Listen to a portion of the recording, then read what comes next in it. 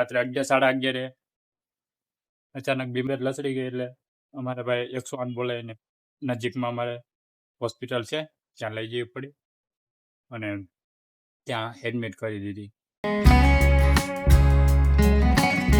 નમસ્કાર મિત્રો, ફરી એકવાર તમારું હાર્દિક સ્વાગત છે મારા નવા વ્લોગ નવા વિડીયોની અંદર. થઈ ગયું છે મસ્ત મજાનું ગુડ મોર્નિંગ, ચા પાણી નાસ્તો થઈ ગયું છે, ત્યારે ફ્રેશ બ્રેશ થઈ ગયા, તૈયાર થઈ ગયા છે.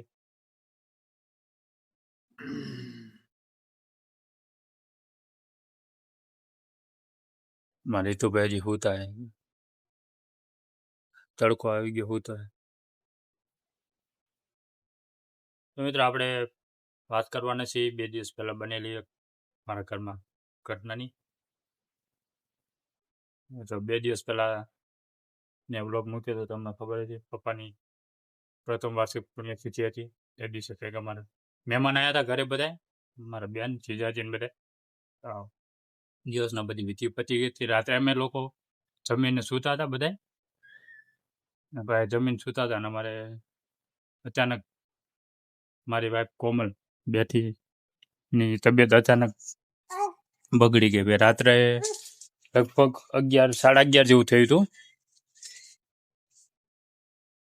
રાત્રે 11 સાડા 11 અચાનક બીમાર તબિયત લસડી ગઈ એટલે અમારે ભાઈ 108 બોલાવીને નજીકમાં અમારે હોસ્પિટલ છે ત્યાં લઈ જવી પડી અને ત્યાં એડમિટ કરી દીધી.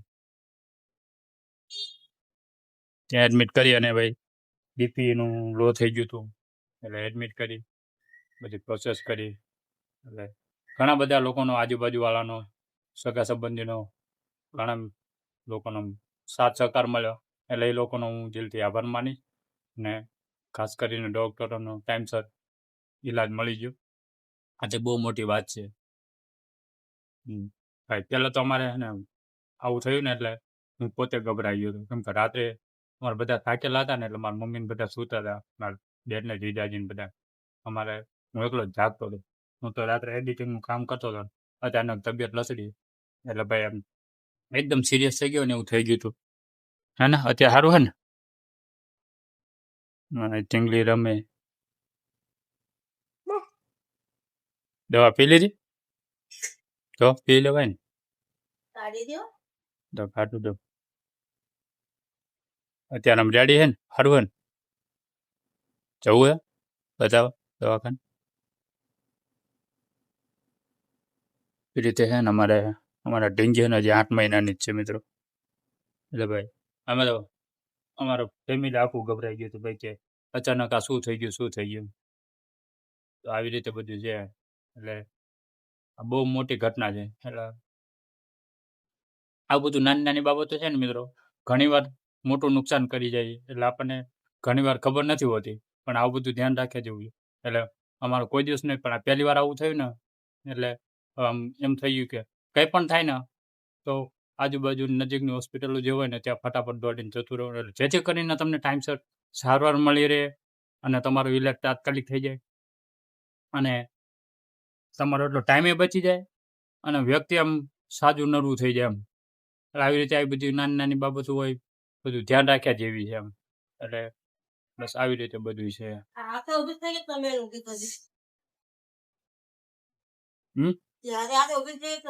ના, અહીંયા પકડીને ઊભી થઈ ગઈ. રવા દે, લેવા દે. મારો ઝીંકો ઝીંકો, ઝીંકો ઝીંકો. અમારે 8 મહિનાની ઢીંગલી થઈ ગઈ. ધીમે ધીમે ઊભી થઈ જાય. અમારે ધ્યાન રાખવું પડે. એટલે આવું બધું છે મિત્રો. એટલે બસ હું તમને આવી બધી મારી લાઈફસ્ટાઈલ વિશે હું તમને બધી મારી પર્સનલ લાઈફ બધી તમને શેર કરતો રહીશ. અને તમે તમારા લોકોનો સાથ સપોર્ટ સારો મળે છે બસ, એટલે તમને લોકોનો. તો ખાસ મિત્રો અત્યારે તબિયત નિમિત્તની જે વાત કરીને, તબિયતમાં અત્યારે ઘણો સુધારો છે. અત્યારે કોઈ ચિંતા કરવાની કંઈ જરૂર નથી. અત્યારે એકદમ તબિયત રેડી છે. એટલે ખાસ મિત્રોને મારે વિનંતી છે કે કોઈ ખોટી ચિંતા ના રહે તમને લોકોને. બસ આટલું જ કહેવાનું હતું. લોકો કોઈ ખોટી ચિંતા ના કરતા. બધું અત્યારે આગળ પડી ગયું છે. અત્યારે બધું એકદમ તબિયત સ્ટેબલ થઈ ગઈ છે. એટલે અત્યારે બધી કમ્પ્લીટ છે, ઓકે થઈ ગઈ છે. બસ તમારા બધાનો સાથ સપોર્ટ સારો મળે બસ. તમારો તરફથી દિલથી ધન્યવાદ. અને આવો નવો તમારો પ્રેમ સપોર્ટ આપતા રહેજો. એ જ મોટો તમારો પ્રેમ છે ભાઈ. અહીંયા સુધી જેટલો સપોર્ટ આપ્યો હોય એવો આગળ પણ સપોર્ટ આપતા રહેજો. અને વિડીયો તમને ગમતો હોય તો લાઈક શેર અને સબસ્ક્રાઈબ કરી નાખજો. બસ આવી રીતે બધું છે. અત્યારે ભાઈ વાગી ગયા છે 8:30 થઈ ગયા છે. હવે તૈયાર તો થઈ ગયા છે, રેડી છે. હવે થોડી વારમાં નોકરી જવા નીકળી જઈશ. અને હું હોસ્પિટલમાં છું, એટલે મારે હોસ્પિટલે નોકરી જવાનું છે. એટલે થોડી વારમાં હું નોકરી જવા માટે હું નીકળી જઈશ. પછી અમારે ટીંગીબા રમશે.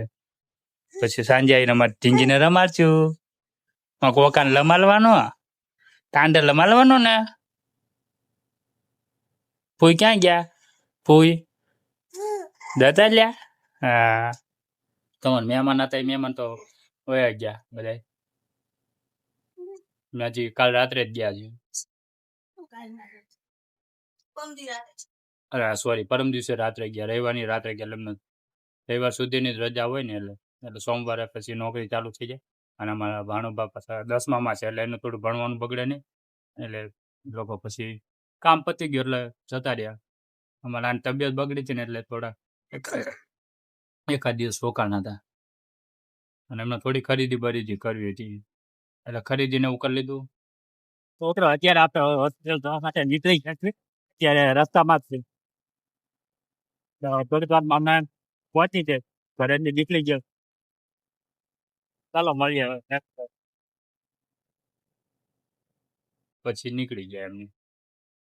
તો બસ મિત્રો, આટલું છે આજના બ્લોગમાં. તમને બ્લોગ ગમ્યો હશે તો લાઈક શેર અને સબસ્ક્રાઈબ કરી નાખજો. અને ચેનલમાં ન હોય તો સબસ્ક્રાઈબ કરવાનું ભૂલતા નહીં. બસ આવા નવા બ્લોગ માટે આપણે ચેનલને સબસ્ક્રાઈબ કરી નાખજો. તમે આ કન્ટિન્યુ બ્લોગ જોતા રહો. મળીએ નેક્સ્ટ બ્લોગમાં. Tata, bye bye.